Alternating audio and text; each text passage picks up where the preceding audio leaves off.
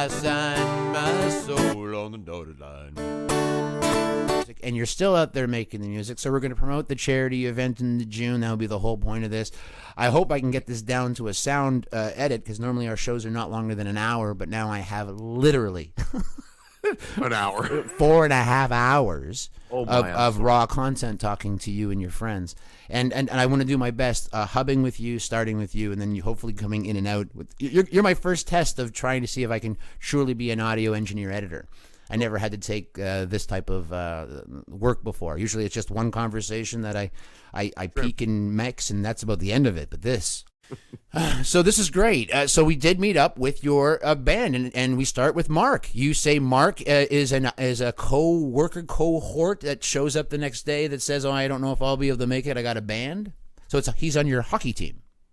Well, we used to play hockey together. You don't play hockey together anymore. No, he, as a goaltender, he became a coach, and with his kids, you know what happens. And I know what happens, because the first question to your folks was, are you dads that rock, or are you rockin' dads?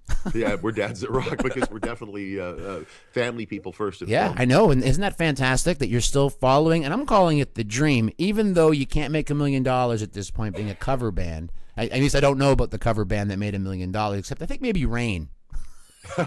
Or you know what I mean? If you do the Beatles and you tour everywhere, I mean, Laser Beatles did good. So did Laser Floyd, right? Exactly. Why don't you just take over, ask them all the questions you asked the other band members, and then I'll make sure it becomes a hub. Okay. Go ahead, B. Hello, Anthony. Hello, Benjamin. How you doing? Good. Good. Okay, I'm gonna ask you some questions about your career and some other ones about music. So Sure. my first question is, who was your influence?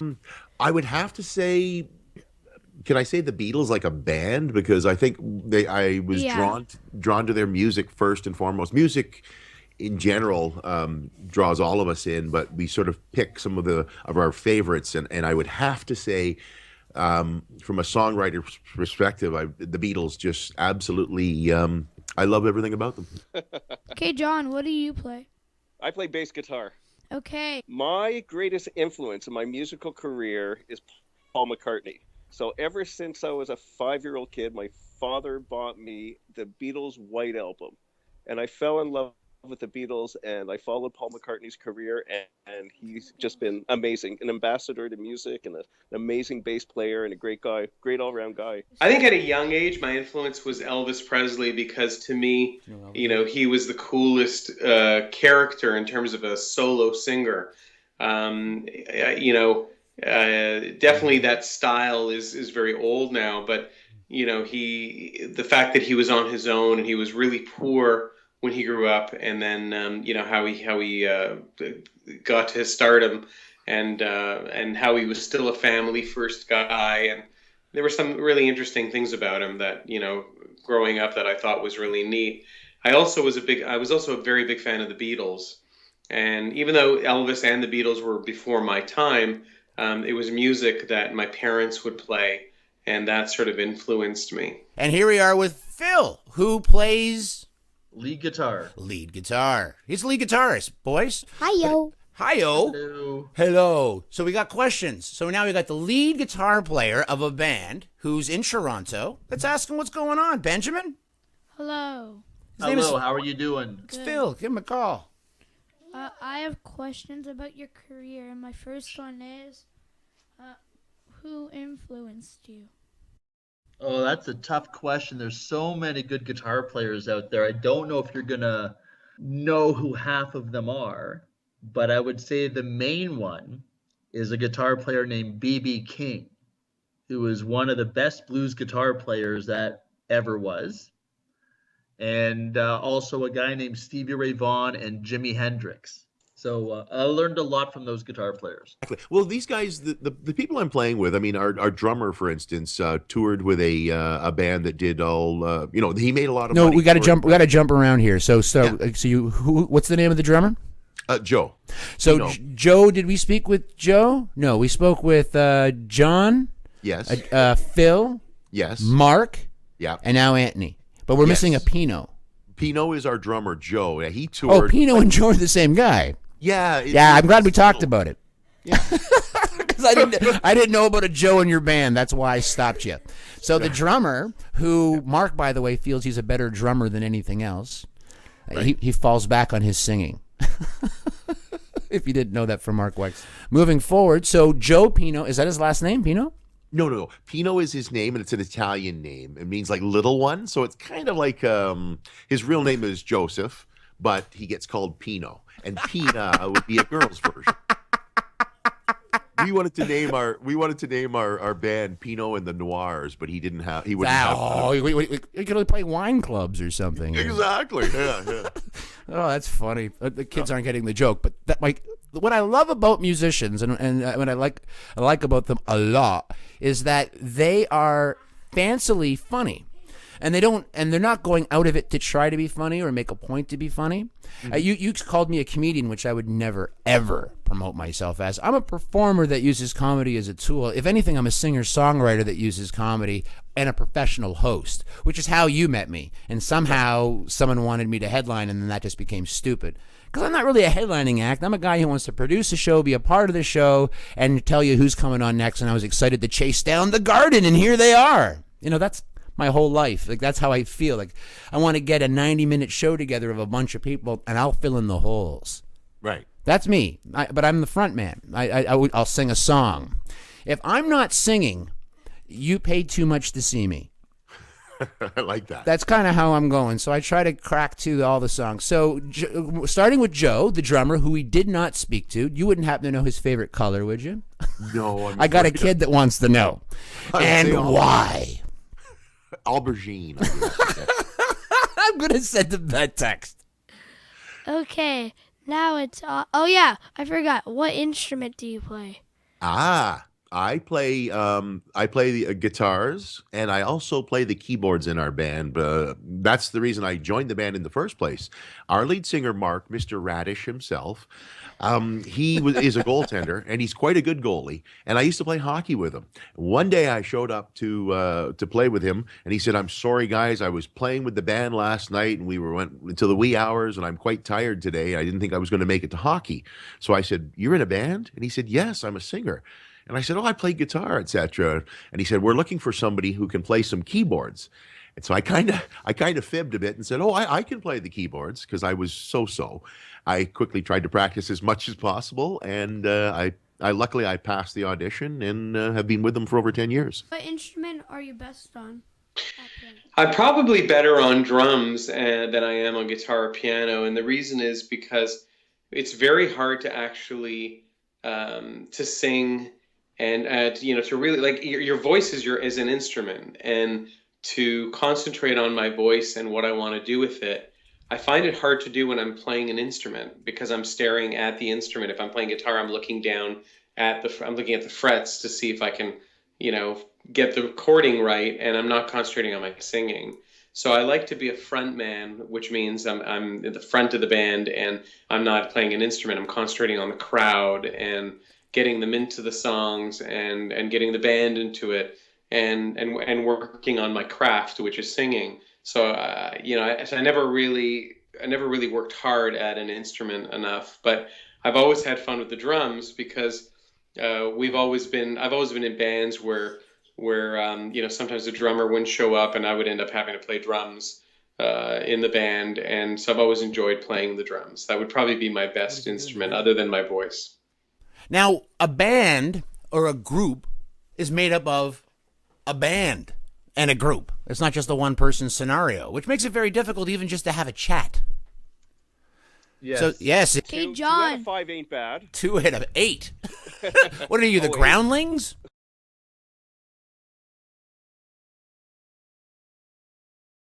Now, to Phil, another question. What was your first gig? My first gig? Yep. Probably playing in our high school cafeteria. We did a show there. Was it paying? No. My first paid gig was probably at a place called Lee's Palace, which is down, I think, on Bloor Street. So, is it still around, Lee's Palace? I believe it is. It actually is. Oh, thank goodness. I was there not too long ago. Oh, okay, that's good. Okay, now on to you, John. Same question. what was your first gig?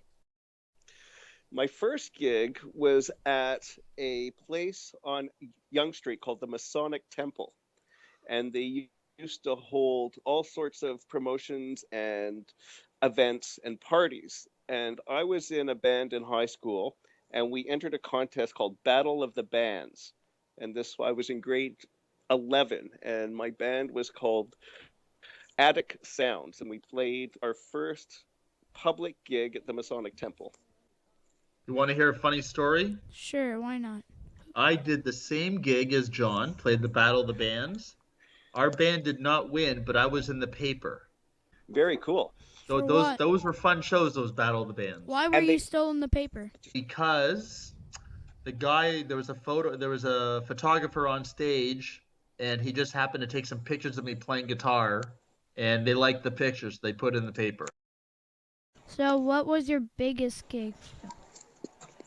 Biggest gig. Largest audience. She's not looking for paycheck. Yeah. Largest audience. I'm trying to remember right now. Well, it's funny, those Battle of the Bands, there was tons of people there. No, you guys are on breakfast television. I believe Mark told us that he thinks that would have been the band's biggest audience. Oh, John and I were not in the band when they did that. Okay, let's do some history. We joined the band, I believe it was 2009, wasn't it, Phil? Yes. Yeah. And it was 2009, or was it 2010? Maybe it was 2010. I think they did that interview in 2008. Yeah. Okay, it's high time to get you back on Breakfast TV. I would love to do that. I'm good.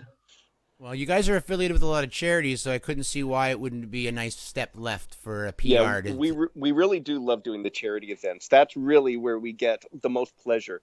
You know, for playing music, the two things that we really like to do is to get people to really enjoy the music that we're doing, have a really good time, and that's why we like playing these local bars.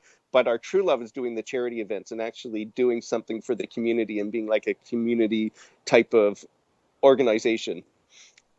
And that's what, Phil has promoted the Crohn's and colitis event, and Mark has done the Pogo events, which were a children's cancer charity event. The biggest audience I played in front of with the Garden was probably a show called Wings and Wheels, and that was at Downsview Park, and it was for the aeronautic and the old car auction rally, and it was an outdoor show, and I think that drew probably the most people. Is that the same with Phil? I don't know. I know I've done a couple shows when I lived out in LA, but if I'm talking with the Garden, then it would probably be the Wings and Wheels show, which had the largest audience. Okay. For both of you, what do you find? What joy what comes from music for you? Go ahead, John. Well, the joy I get is when I play in front of an audience and I see their faces and they have huge smiles on their faces and they're up and they're dancing and having a great time. It gives me the greatest pleasure. It really does.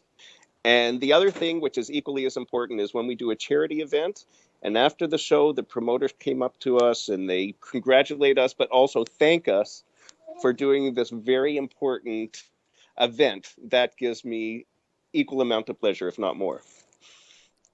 Yep, same thing. I enjoy when we're playing, and we actually just did a show last week, and we started playing a Beatles song, Drive My Car, and you look around the bar and you see everyone singing along with you, and they're just singing the words to them. That to me is amazing to see.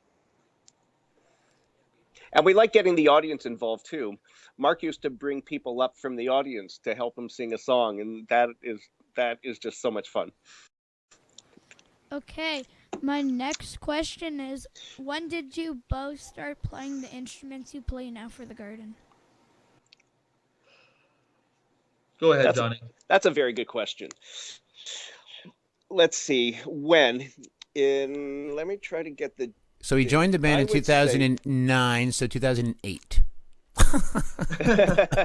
The instrument that I'm playing now, well, I started playing guitar when I was 14 years old, which is a little bit older for to start music. I played piano before then, but I bought my first bass guitar, and actually my first bass guitar was a Rickenbacker, the same type of guitar that I play now, and I started playing that in 1978.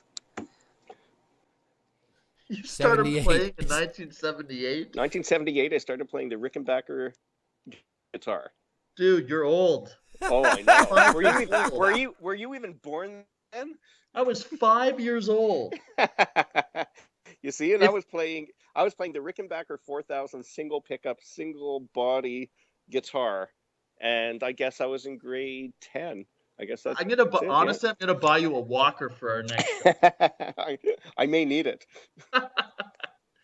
I also started late. I started around 14, 15 years old. A buddy of mine was selling his guitars, so I bought it off him, and it was a Fender Stratocaster that actually I had that guitar forever. So I started pretty late as well. Rickerbacker, Yeah, Rickenbacker. fun to play and fun to say.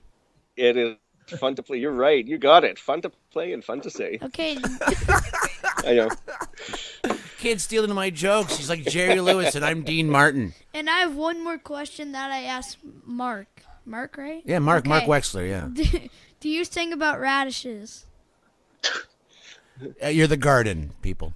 Do I think about radishes? Yes. No, No. You are the band called The Garden. So Yes. he wants to know if you sing about radishes. Mark Oh, said sing. And Mark's answer Sing about was radishes. all the time. It's his favorite. As long as they are ripe, we'll sing about radishes. Okay, now it's on to Sam with Yo, read this. Because this About is Sam. books. Yo, read this. So this is not a book question. Okay. Rocket Man, do it. What's your favorite Pokemon? Oh, come on. My favorite Pokemon? I mean, I'd have to say, I've always been a huge Snorlax fan. I don't mind Pikachu. I mean, if we're talking Pokemon, I would say He's pumping his arm for Snorlax. He's pumping his arm. He's doing a fist pump. A fist pump. So you know what you're doing. You're a dad. I'm pretty sure you just got 5 stars for my kids in the room. Yeah, but I'm not gonna know those things about. You're not going to know his favorite Pokemon. Oh God, no. You didn't even know your own. I just, Okay, so all right, so there's certain things you don't know about them, but the band, the core, started by Mark and continuing still, and here we are, many years later, playing.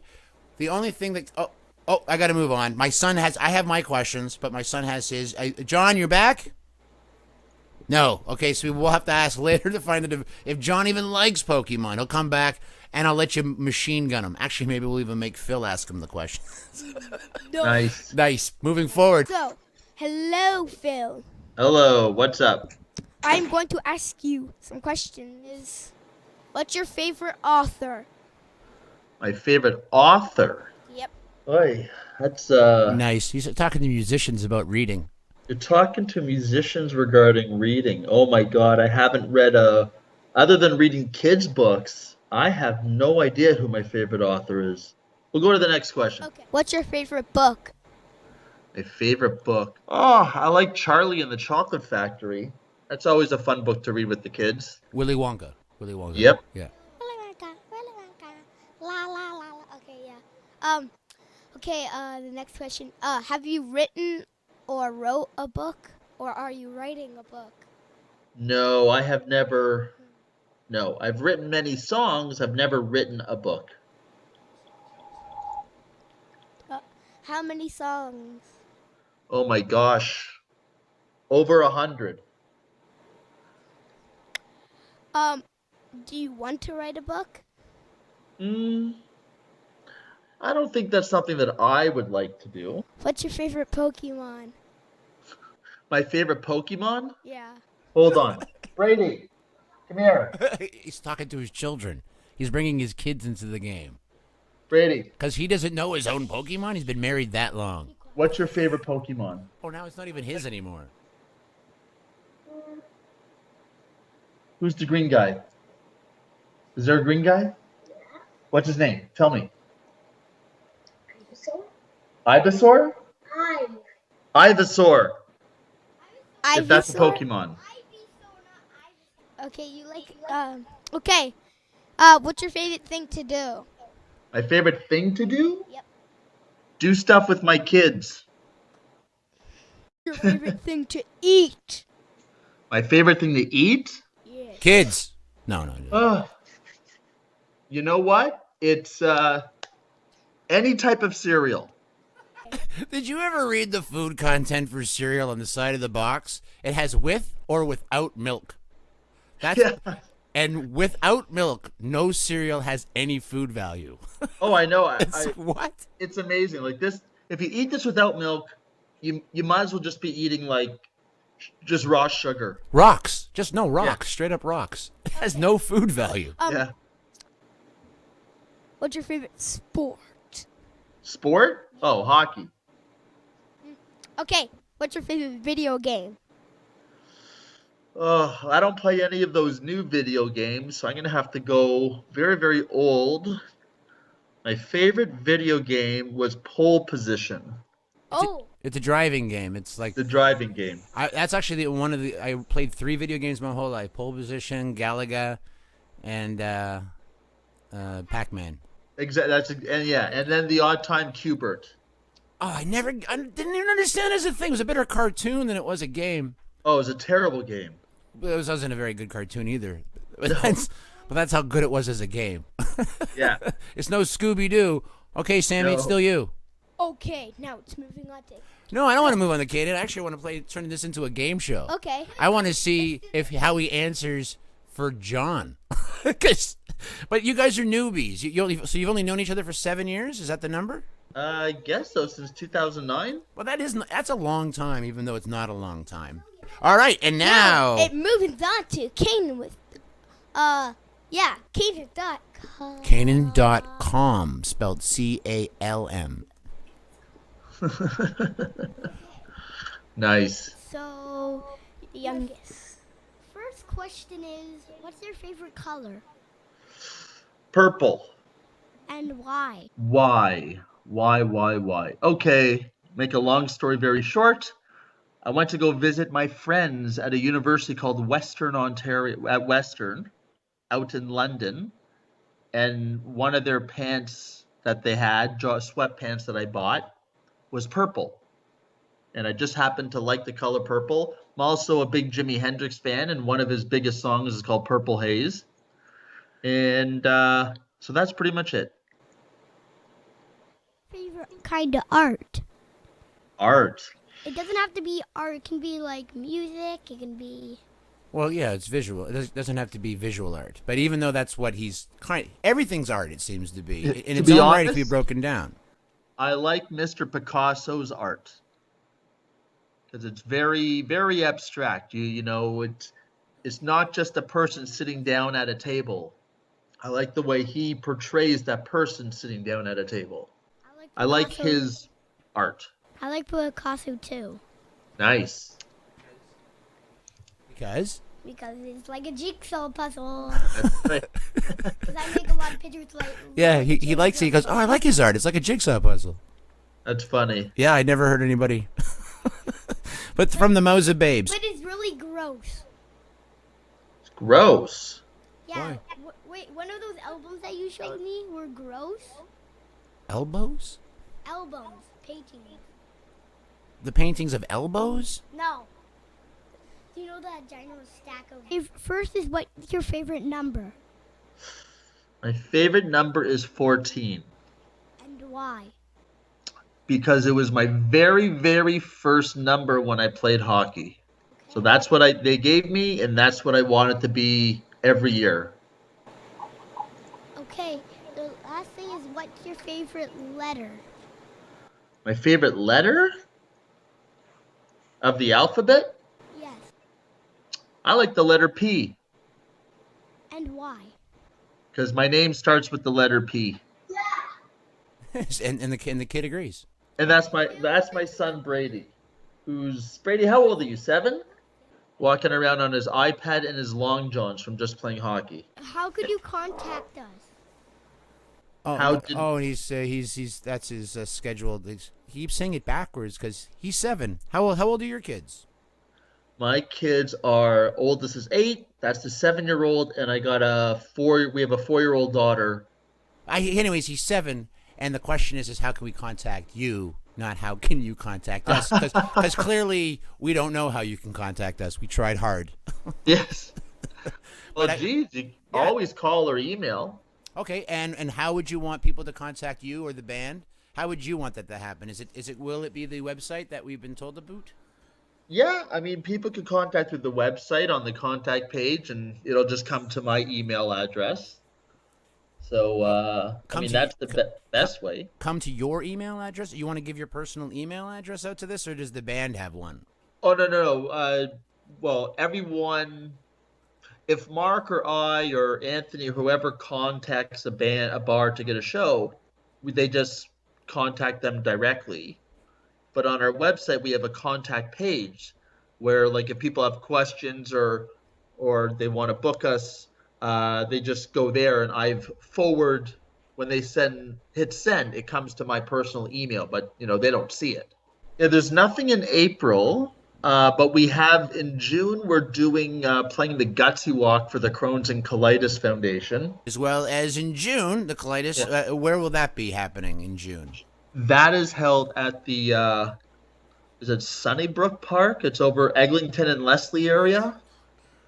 So it's outdoors. It's a 5-kilometer or 10-kilometer walk, whatever people want to do. Are there tickets in advance? People want to go, they could go. Most people that go to the event will raise money for Crohn's and Colitis by going to the Crohn's and Colitis. Actually, on our website at thegardentoronto.com, on our events page, on our homepage, we have a link to it. So basically, people that go, there's, thousands of people go to that event. Now, my son, my second oldest, we don't like to use the word middle child. My second oldest. I'm a middle child, so I understand that. Yeah, because there's no such thing as the middle. Doesn't exist. You're my second oldest, and that's how it went down. I didn't know I was getting the bonus baby.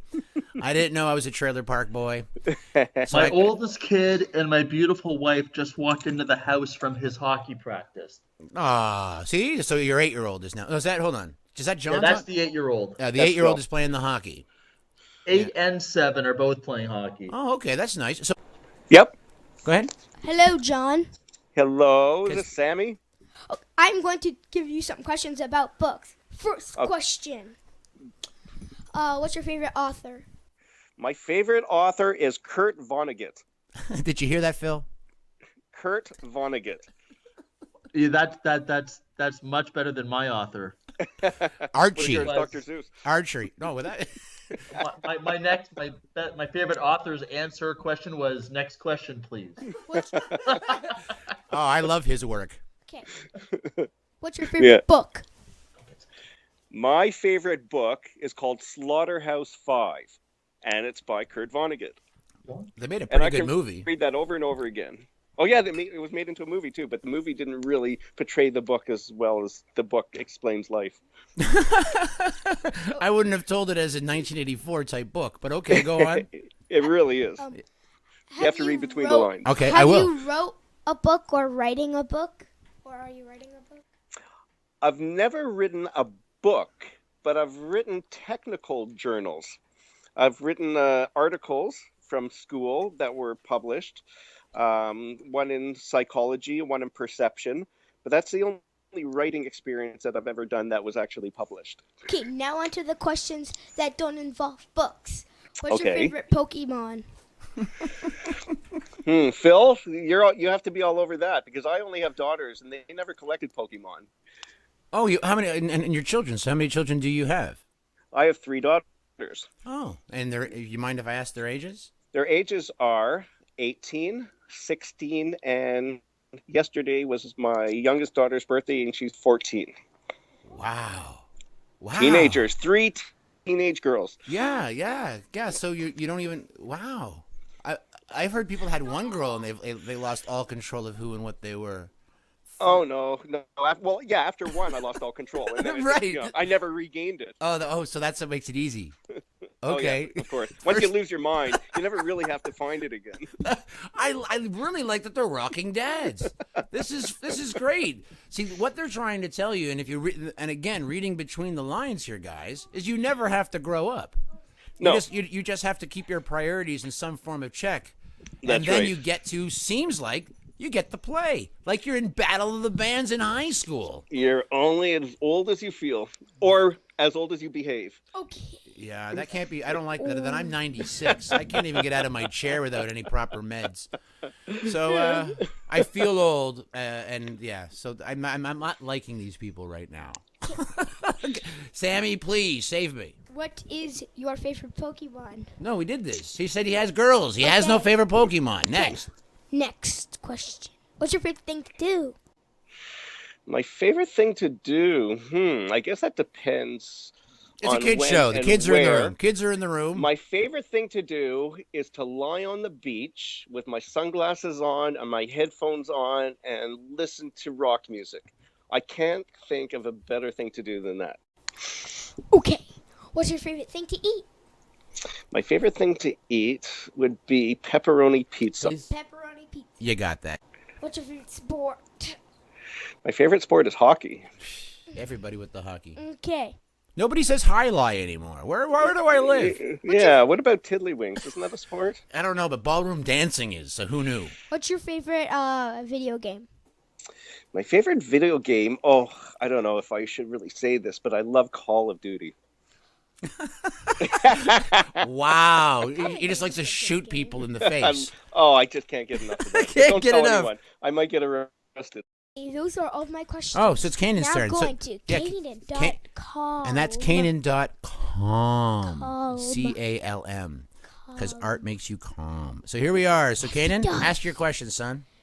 So, my first question is, what's your favorite color? And why? My favorite color is blue. And why? Because it reminds me of a clear, sunny summer's day. Oh, okay. Back to the beach. You next? Along with the beach. Right. And what's your favorite art? My favorite art? That's a really good question. My favorite art is painting. And I love sort of turn of the century art to mid European art, like Picasso, for instance. That's two Picassos. Oh, yeah. Yeah, was there another Picasso? Oh, that's your brother over there. Phil likes the Picassos as well. Oh, yeah. And the other one I really like Salvador Dali. He's all messed up. He likes He's very, very much like Dr. Seuss. Dr. Seuss. I love Dr. Seuss. Wait a second. Let's get back to Dr. Seuss. Yeah. He's my favorite artist. Does he take the pictures as well as? Yes. You can buy his pictures. There's all sorts of galleries that sell Dr. Seuss art. Yeah. That was only made for the art collector, and that you won't see in any books. Huh. So he did the crazy words as well as the pictorial. He did everything. Yes. Huh. Theodore Geisel, right. Go ahead. What's your favorite number? Favorite number is 3. And why? 3 is the number of words in a beautiful phrase, I love you. Aww. And he's got 3 girls. And I got 3 girls. There you go. Yeah, and it's also Masonic. Ooh, exactly. Conspiracy theory. What's your favorite letter? Oh, I never thought of that. But I would say my favorite letter would be J. I can answer that. Because he likes to cross the street wherever he wants. No, I know what it is because it's your starting of your letter of your name. Oh, you are so smart. How did you Everybody figure that out? says that. That is true. Everyone uses the letter of their name. And My favorite letter is K. Yeah, my favorite letter would be A. Yeah, there you go. My second favorite letter is K K because that's the start of my last name. Yeah. Again, with 3s with the Ks. Not good. So, unless you're voting for Trump. All right, That's so right. Good times. That was my kids. A couple of questions. What's that, Ben? No. Magic with Ben? Listen, I'm telling you, all musicians want to be comedians, and they're funny. And all comedians want to be rock stars. It's the funniest thing I've met. I was in Vegas, and that was the one thing that came true. And the musicians were funnier than the comedians because the musicians were trying to be funny, not hurtful. Yeah, well, where comedians there's a lot of are just really funny scathing. musicians out there if you really listen to them. No, all of them. One of the funniest musicians I've ever heard is Ringo Starr. Yes. He is the funniest guy I've ever met. Well, he's good. I've never really met him. I mean, he's some shiny town station, too. I mean, he can keep you entertained. Oh, yeah, he is remarkable. Yeah. Okay. No, but they all are, because you have all the attributes of a good comedian, of a good storyteller. You have the timing, you have the material, and you have the cadence. And you like the stage and the audience. Yeah, no, but you like it, where you don't have disdain and contempt. Comedy is the most common, easy, and central way of connecting with people. Everyone loves humor. If you want to sell anything, you use humor. That's why all commercials on TV have the best ones are the ones that are funny. You want to connect with your audience, use humor. Right. No, I agree. I think it's a great way. It's my coping skill. People think I'm so funny, but I'm not. I'm just that disturbed. No, well, for your industry, yeah, the comedy is essential. Yeah. That's how you keep people's attention. Oh, well, no, so you're calling for the musicians in between. It's called patter. You're keeping people looking forward to get you to the next song, to kind of set it up. This is from my 9th album back in 1978. Yeah, that's right. Right. But what I appreciate with the musicians as well is you're telling me that I'm allowed to keep on going, just like a George Burns from now and forever, as long as I have. That's right. As long as you're above ground, keep on going. Yeah. Yeah, exactly. Yeah, well, this is the thing. For music, it's a drug to me, and I tell my children it's kind of dangerous because you could take a guitar, go into a room, and then look up and go, "What day is it?" Yeah. Oh, I know. You just lose all sense of time. Right. No, it's because it is exactly that. It's like it's refined sugar. I just like to think that there is something really super positive coming out of it as well. I just can't. Like, it makes my life better because I can. It's like a good book. It's like a good movie. But clearly, that is escapism. Oh, it is. Plus, it also works on a certain part of your brain that you wouldn't otherwise be stimulating. And I think that's an essential part of the brain. It's more the creativity center of the brain. Music and art really balance you. If you're only reading and you're only thinking serious thoughts and you don't get into that artsy side, I think there's an imbalance in your life.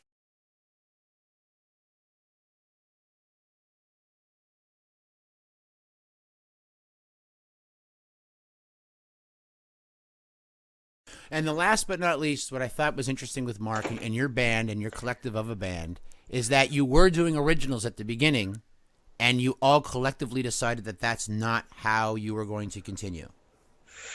Well, I would love to do originals again. Well, right now, we're a cover band. Because cover band is the most entertaining for the viewers, because when they hear a song, they like to get up and dance and they can relate to it. If they hear a song for the first time, they're not really there to listen. They really want to connect with the music and to dance. But I would love to do original music as well. No, I understand, but it's in the same genre. Instead of a coffee house, because you're going to a place to jam, and then do you think your song, even though, listen, I have a whack, I have several albums under my belt as well, but would I throw out my original after I just played, Can You Drive My Car from the Beatles, and now you have to follow the Beatles? Yes. That's what you'll do to yourself. Yes, it would be. And, sometimes it's worth it. Sometimes, as an artist and expressing yourself, sometimes you just have to take a little bit of punishment to because you have to do it for yourself as well. And if you enjoy playing original music, why would you deprive yourself of that when you have the opportunity in the audience to give it? And then you can always tell them, this is a song by an artist done a long time ago. You probably don't recognize it, and you don't even have to say it's an original song. Nice. I like that. I like that. You treat it like the scrolls, the lost scrolls of Israel. That's good. Exactly. That's it's good. The Dead Sea Scrolls. That's funny. That is how I'm doing all my jokes from now on. Oh, yeah, you'll sell it. Here's a joke I found from the 11 BC. Great. That's funny. This is great. No, so you don't, you have no, nice. There's good separation between you and your material. That's Exactly. good. All right. Okay. So you would, but could you be the Garden doing originals? Because when people hear the Garden now, they're now expecting your I brand, think and we your could. brand is to come I and think rock out. as long as the music is classic rock sounding, because we are a classic rock band. Right. I think if we try to do punk or rap or anything like that, I don't think we would be received. But if we do some sort of ballad or a classic rock sounding song, I think people will accept it. I think Okay, people will listen accepting to it and making it your brand are two different things. But you, as an artist, you then go out on your own as an independent and do some original stuff. Then If I could, I would, and that Oh, would be living the dream. it's time, is what you're saying. Is you only have so much time, is what we're talking That about. that would be living the dream. It really would be a pleasure. It would be Well, amazing. I mean, just to chime in on that, if we were to start doing that dream, which I would love to do as well, you need to start playing probably 3 nights a week just to all these crappy little bars all over Southern Ontario on a Tuesday night when no one's there. You know, we do covers and, we do this style of music because, as you know, bars are not in there for the music, they're in there to sell beer. Yeah. Well, So, maybe we could find an online audience instead of having to go, Right. do a virtual tour instead of a physical tour, and maybe try it that way. Right. Again, bars are selling beer, but they're actually selling the experience because you can buy beer at any place that sells beer. Why that place? Yes. It's Well, the because ambiance. It's what's being expected of them. Hey, let's go to that place. They have that jamming band where they always play the rocks, then the rolls. Versus the coffee house where I don't know what's going to come out their mouths. It could be spoken word, the straight up open mic scenario or the straight up open stage scenario where you don't know what you're going to get, but you know it's going to be arty and it's going to be original. Yes. yeah. Absolutely. Is that where you want to live? I mean, because there's no middle ground. Playing festivals and playing places, it's very difficult to start, doing originals in those situations. Well, I think it's going to have to be an experiment, Ah, and it would have to be an experiment in motion where I wouldn't abandon the garden, right. but I would try a few songs, see how it's received, and then take it from there. All right. Well, Take it from there. well, the only thing I have from that is that I've noticed that after playing 45 minutes for anybody in my whole life, I'm also a guitar player, but I do parody and I do satire and I tell joke. And always, after any time I've ever done a headline spot, it's always someone from the audience. Do you have an original song? I know. I love when we requested that. That's the connection that you're actually now excited to play one or two original songs and have them be accepted, because not only when things are asked for, people really want them. So so I'm pretty sure at the end of almost every set you've ever played at the wind down at the 1 o'clock mark, I'm pretty sure. Oh yeah, that would be a good time to pull one out. Yeah, well, I would suggest that if you sound really energetic when you talk about your originals, and everybody has their originals. Phil, you, Everybody does. I have a whole book. I got a whack of songs that I've written throughout my life. Phil's got 100 of them. 100. I'm sure Phil has tons. I don't know if he weighed them, but he's got 100 of them. Got 100 He of probably them. has tons if you weigh them out. Wow, he wrote them in concrete. Tons of songs. Thank you, on Fred papyrus, Flintstone. well, for me, mine are in papyrus. I'm so old. Right? Papyrus. All right. Okay, Da Vinci Code. That's the last time I heard papyrus. I think it was that and the Blazing Saddles. One of the papyrus. Well, Wow. that's what the Dead Sea Scrolls are written on. Oh, I thought it was on leather. No, that's papyrus. I thought it was on hide. Mm, I'm think not so. here to argue with you because I wasn't there. Maybe I'm wrong. Maybe it's the Egyptian manuscripts are on papyrus. Sanskrit.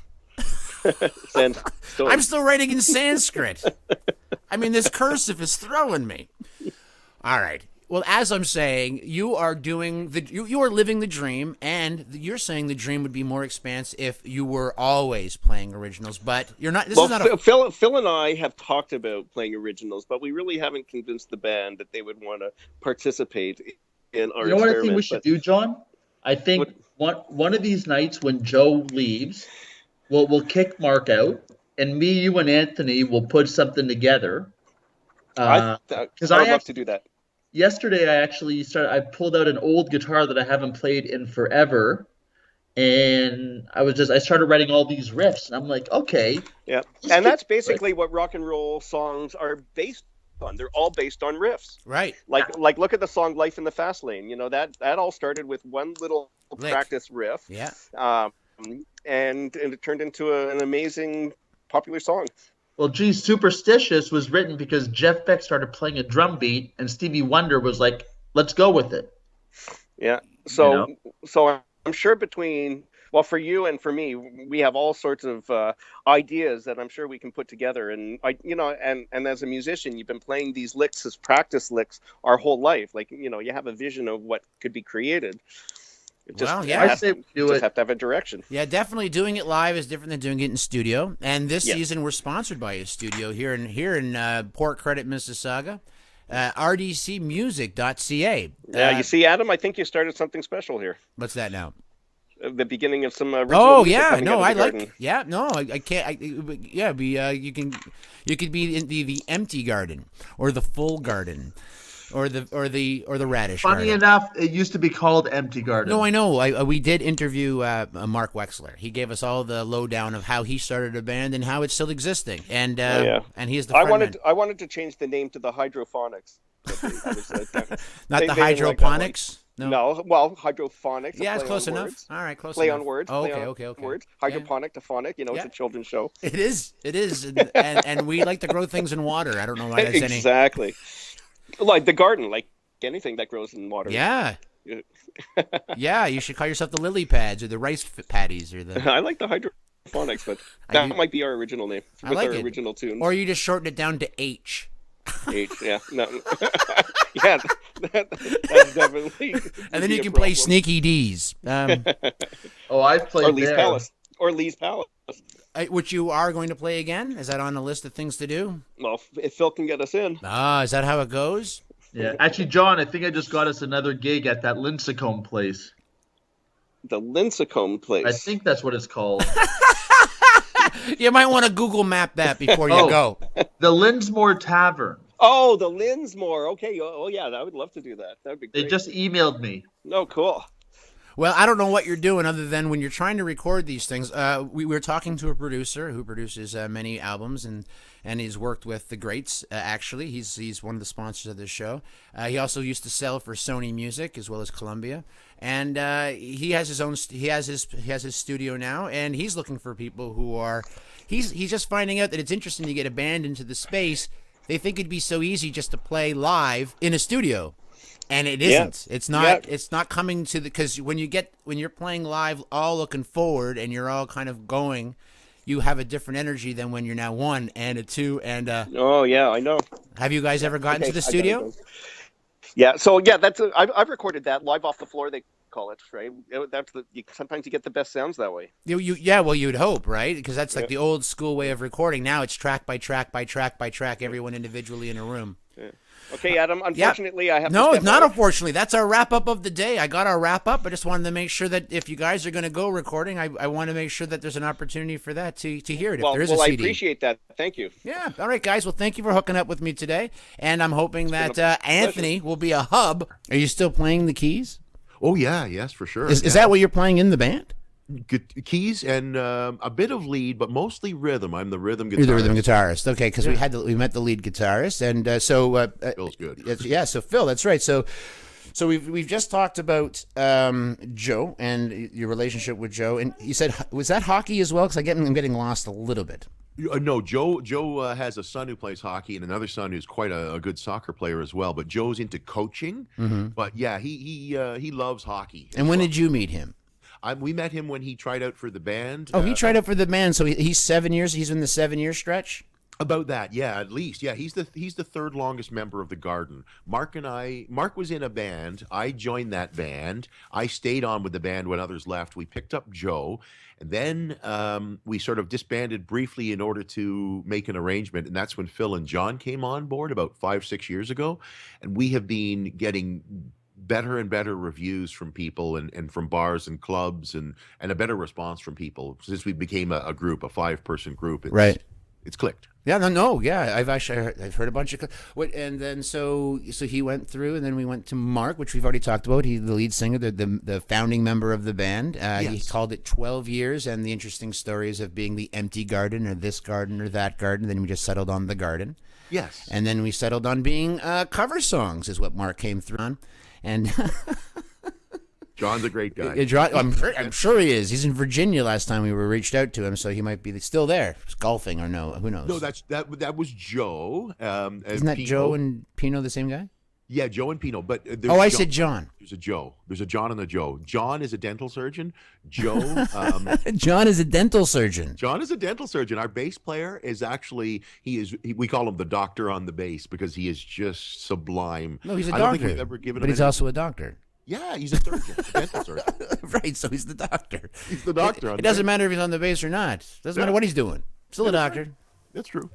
Okay, so but he is a good bass player. Oh, he's a phenomenal bass player. All these guys, I always say I'm the biggest fan of the band, and that's great. I feel like a rookie on a Stanley Cup winning team. That's there fun. may be better bands with more talent and sound better that tour more or whatever, but these guys, you can sit down and have a good laugh. The thing about our band is I've been in plenty of bands where there's talented people that don't seem to get along, and that you're just wasting your time. If you're not enjoying what you're doing and everybody's rowing in the same direction, you're not going to get anywhere because you spend a lot of time waiting to go on stage, don't you, Adam? We know that. Yeah. So you have to be able to get along, and everybody makes each other laugh. We all have a sense of humor. We're all easygoing. We all don't take ourselves seriously, and that's the key to getting along and being successful. Well, the band is a marriage. It's its whole thing. I mean, I couldn't even schedule all five of you in a room at the same time.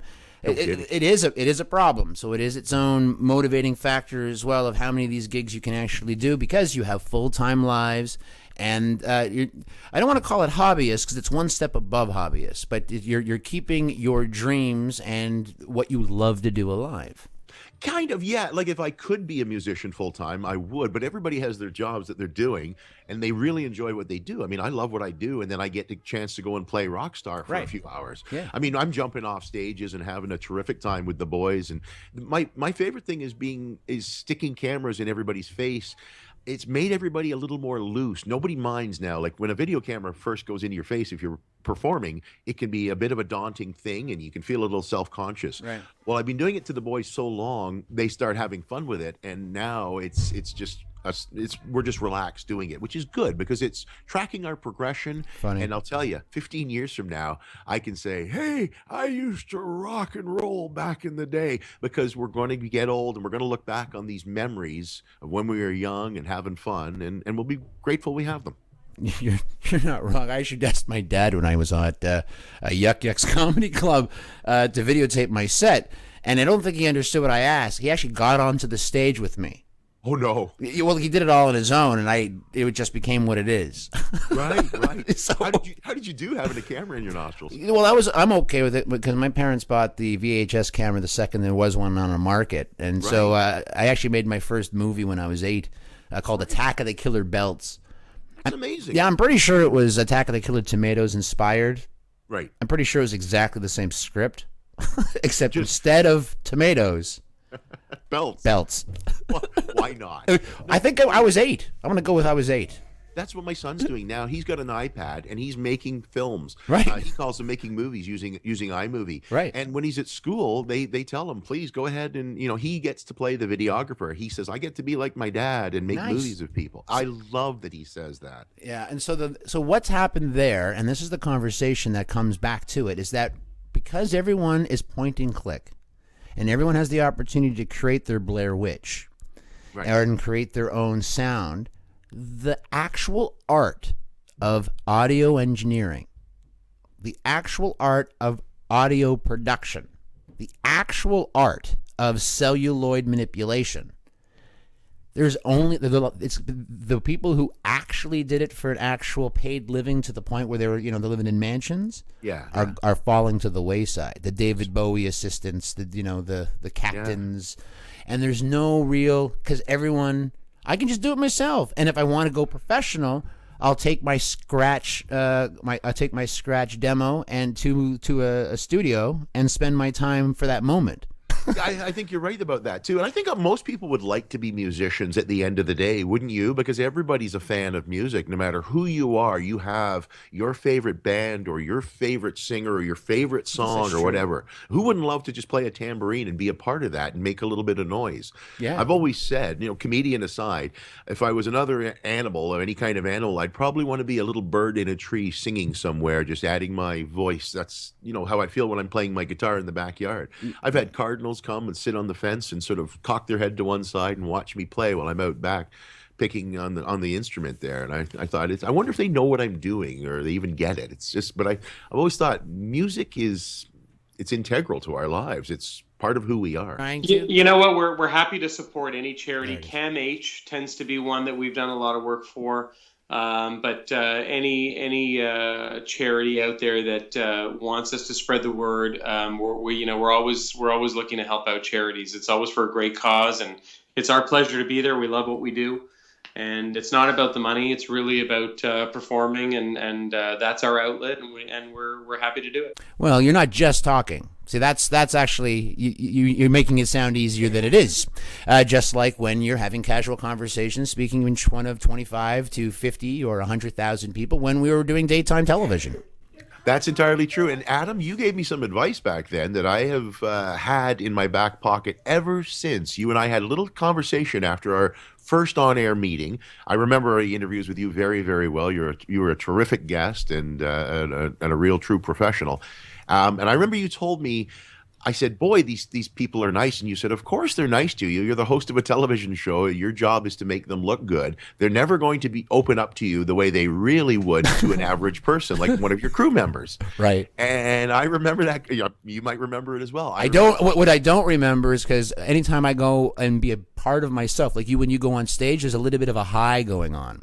Yes. Right? And you are in the moment. I'm very present, but when you're present, your memory isn't kicking in. Why is it that I can remember all my failures, but all my successes seem to not be that? I can't just sit back and just rewatch my, the birth of my child.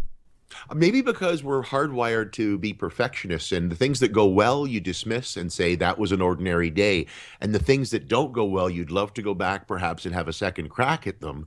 The professional that you are, I'm guessing that maybe that's why you dwell on them, because you think, oh, I'd love another chance to get that one right. That's the way I work. I don't approach anything I do with a sense of, boy, am I ever wonderful. I think to myself, I would just like to do the best I can do.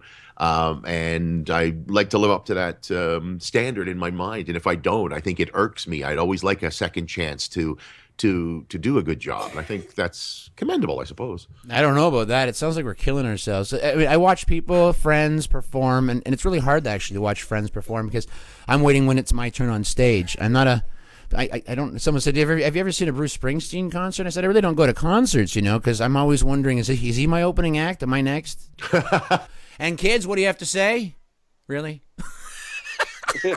Thanks, kids, for all your questions. Yeah, thank you for all your time. Technology, 2016. You're very welcome. It's been a pleasure. Thank you very much, Adam. Have a good day. Shabbat shalom. Okay, thanks, bye. Adam. Bye now.